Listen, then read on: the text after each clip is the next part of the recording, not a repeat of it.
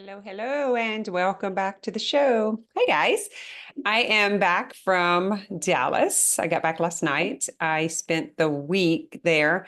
I worked and I had the best time at the biohacking conference with Dave Asprey. It was a blast. You totally should check it out. I wasn't sure what to expect. I was going by myself. I tried to get a few clients and friends, and I begged people, tried to get them there, but it didn't work out. So I ended up going by myself. And I tell you what, I could have stayed 2 more days because there were so many things I didn't get to see or do. I did go with the intention of buying. I may do on my social media, I may do an unraveling video, a live where I start unpacking the things that started coming in today. So I did have a delivery of a few boxes. I just went in the back and began to dismantle them. And I was debating on if I would make it like a little group live so that you can see what's in there, what I have coming, and kind of check out the results to see how they're working for me and decide for yourself if it's something that you're interested in. I did get to ask Dave a question, and that was super fun. I wasn't even nervous. So it seems like I have finally broken through that public speaking fear, like freak out whenever I have a mic in front of me or in front of a big group. There were over 3,000 people, and I was super clear. I knew exactly what I wanted, and I didn't freak out. So I think that is worth celebrating. And I hope that for you too, because, public speaking is the greatest fear aside from dying, which is crazy. And all of us need to go on social media and speak publicly if we want to have a business today. There is no way around it. Even if you're getting referrals, if you work for someone else, it still doesn't matter because social media is where people are going to go and check you out and decide if they want to work with you or not. So get out there, guys. So let me talk about something. I made up this new term last week or a week before last that was called fabricated urgency. Fabricated urgency is having to make up some kind of dire situation or circumstance that you lie to yourself about so that your brain kicks into gear and gets things done. So I did title this, if I'm not mistaken, it's something like How to Get Hard Things Done. And I am talking about growing your business, losing the weight, whatever it is in your life. But for me specifically, it is always how to create massive impact in service, how to reach 1 million people and help them through the avenue of holistic wellness. And that helps my brain get creative with new ideas, and I get to problem solve. And that is its job. It's this muscle that just wants to solve problems for you. It is a gift from God. I'm going to keep you alive. I'm going to help you go keep like whatever problem the environment presents. You have this organ, this muscle, this thing in your head that gets it done for you. The problem is life is too easy. We're not out having to hunt and gather in order to survive, to stay alive, all of this old caveman mentality or this animalistic part of us that's willing to like fight and go and just get it done. We got kind of lazy. We don't really need to fight. We're not starving. It doesn't matter if we do it. I'm fine like I am. So fabricated urgency is when you lie to your brain so that it gets things done that you want. Period. End of story. So I made this up because my clients don't believe that they are entitled and lazy and that they have made this optional instead of a mandatory, but they have, and likely so have you. So I remember 19 years old, pregnant. I was actually 18 or 19. I think it was 19. Pregnant, sitting at the welfare office right in front of the window where the lady was at. I was like on the fourth chair, humiliated, ashamed, not wanting to go back to this place. And that created an urgency in me to figure out, how do I not come back here? I had 6 months of food stamps and a welfare check and a house on HUD. So yeah, I was in the programs, guys. Like I know what it's like. And I don't regret any of it. Now, I don't know how it would have turned out if I hadn't got pregnant. I don't know. I wouldn't have qualified for resources. I don't know where I would have ended up at, what I would have ended up doing. I have no clue. But this is the turn that my higher self or soul took. I figured it out. I just knew I wasn't going back. So I do have this imprinted urgency that's in me that some of you may not have. I remember as a kid not having food, not having money. There were days that our electricity was cut off. We had a black and white TV. I do not have a senior ring. I did not get to go to prom or have senior pictures and all this cool stuff that the other kids had to do. I didn't get to go to the mall shopping. So I was humiliated. I remember having a white shirt on and sitting at the desk and being picked on because I needed a bra. I didn't know what a damn bra was. I did not have a mother. I didn't have that mama figure to help me figure this stuff out. And so I had a lot of shame imprinted in my body.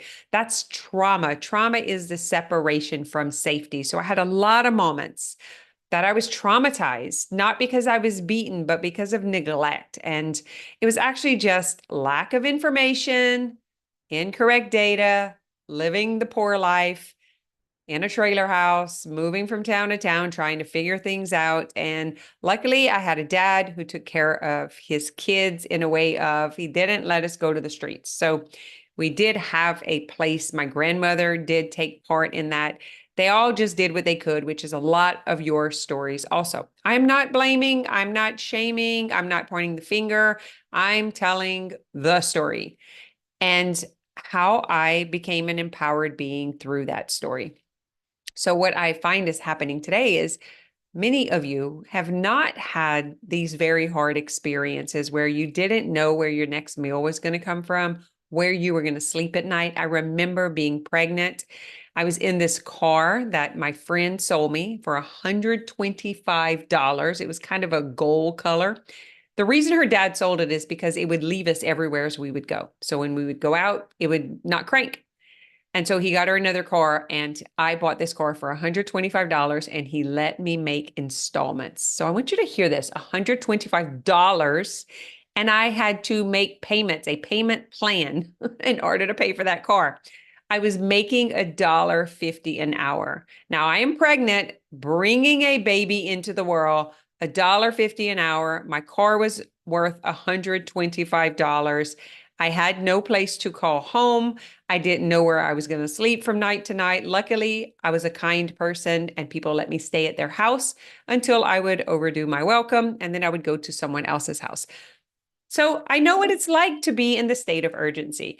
I can very easily fabricate this, but some of you are going to have to make things up because you're actually not suffering and not struggling, and building your business is negotiable. It's not negotiable for me.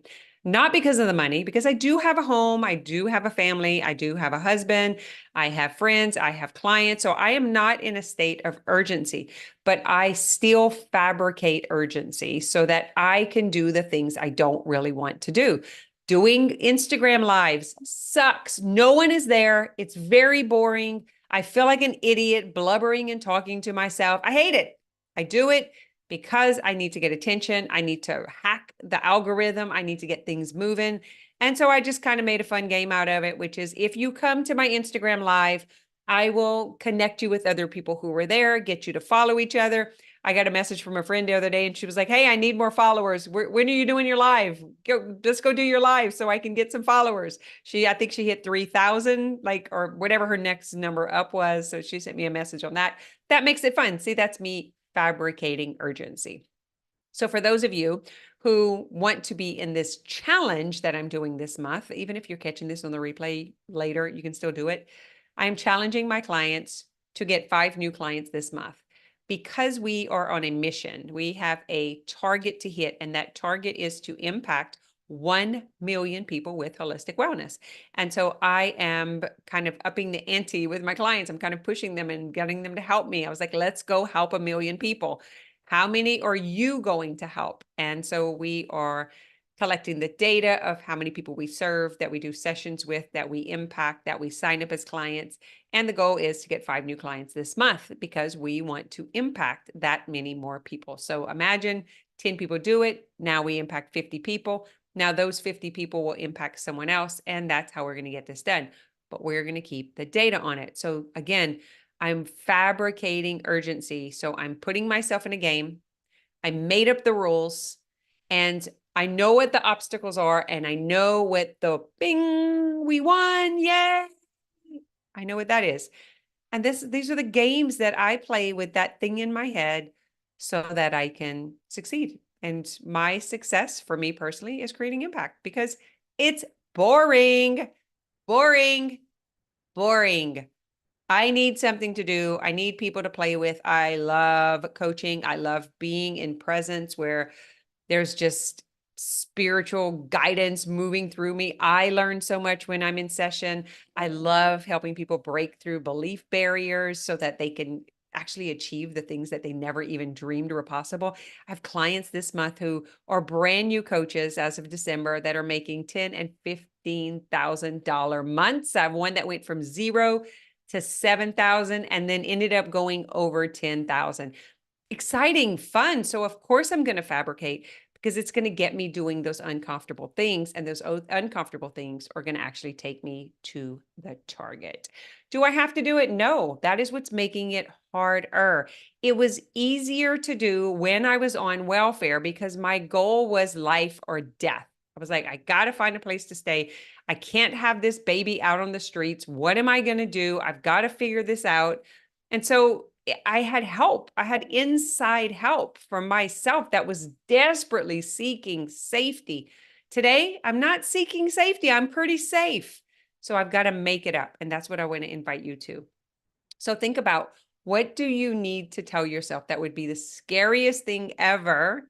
And then I want you to create the vision of overcoming it.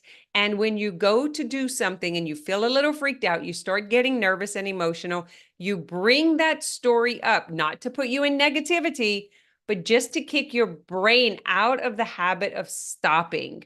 So what's happening right now is many of you are feeling the discomfort, this emotional charge of shame.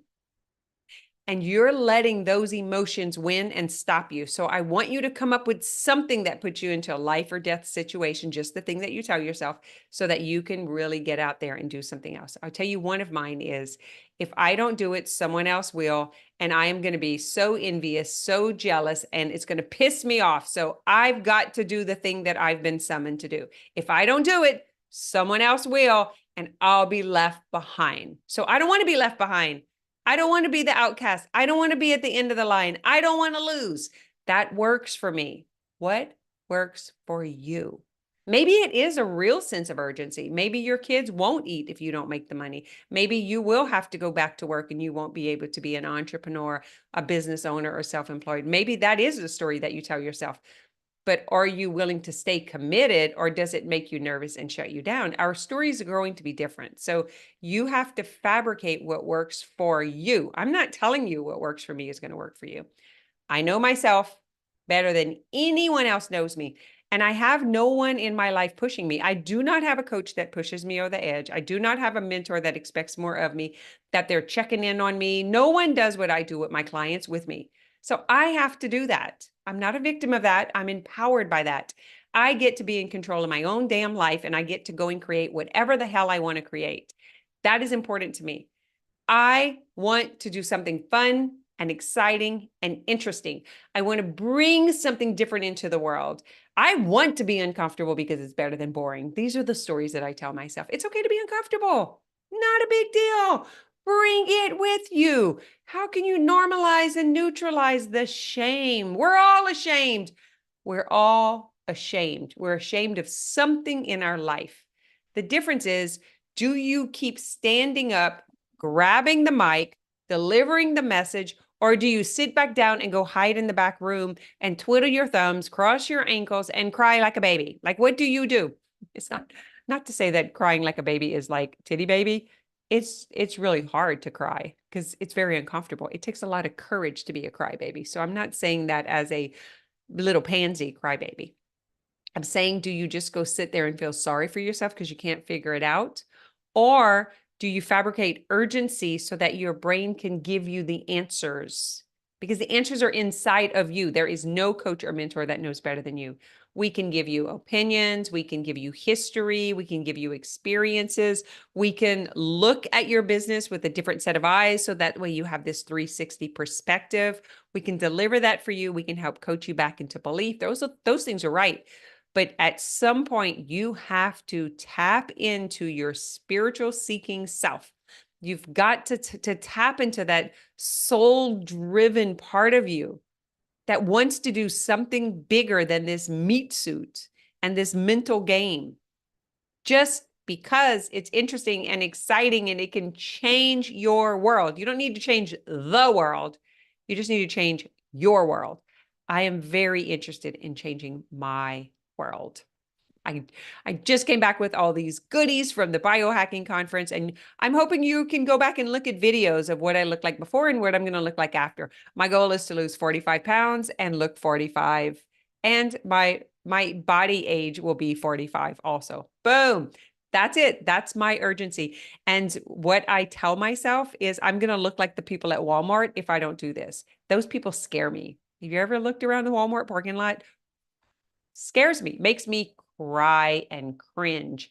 I am so afraid to become the old sick person, the miserable person. It scares the crap out of me. And so I fabricate that urgency. You need to control this, Kim. You need to get a handle on this, Kim. This is what's going to happen if you don't, Kim. You got to get it done. This is the stuff I tell myself. So if you want to know the secret to success, it's being willing to fail. You just got to get back up and you got to be willing to be uncomfortable. And then you got to lie to yourself so that you can get the thing that you don't want to do out of the way. It's like a 3, 2, 1, do it. Just do it. You think it's exciting. Like I'm like, oh, I can't wait to show up every week live on video and do a podcast. Oh my God, it's the highlight of my week. Do you think I say that? Seriously? I look at the clock and I'm like, all right, I got 20 minutes right now. Let's just get it done. That's it. Maybe it could be better. Maybe it could be better quality. Maybe it can look better. Maybe I can be more professional. I don't know. One day, maybe I'll be that person. Today, I'm about getting it done. I'm okay with B and C work. I'm okay with that. What are you okay with? What I'm not okay with is the F- of not doing anything at all. That ain't cool. That ain't cool. It's boring. To me, boring equals death. Because when I was a teenager and I didn't have money and no one was at home with me and I was scared and I couldn't go anywhere and I didn't have a car and I didn't have access to adults who could help me, I was scared and I was bored. That's bored. That's why I ended up trying to take my life, because I was like, I don't want to be here. I hate it here. I'm going to heaven. I'm checking out. Fuck all y'all. Bye. Bye, Felicia. And I checked out. Just didn't work. Not even sure what I took, but it just didn't work. But the intention was pure. I was ready. I was like, let's go. Get out of here. I ain't staying here, just sitting here crossing my ankles, starving to death, and ain't nobody. No. So that imprint is inside of me, and it is now my asset. I don't want to get rid of that. It drives me. Why would I want to get rid of that? I use it the same way I use all negative situations and circumstances. I turn them around. I take the problem. I create a solution. I sell the solution.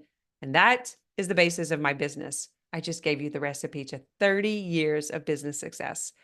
You're welcome. All right. Let me know what you are going to fabricate. What urgency will you create so you can get over this self-preservation, ego-driven protection mechanism that's keeping you bored, miserable, victim? Come on. There's no way you like it.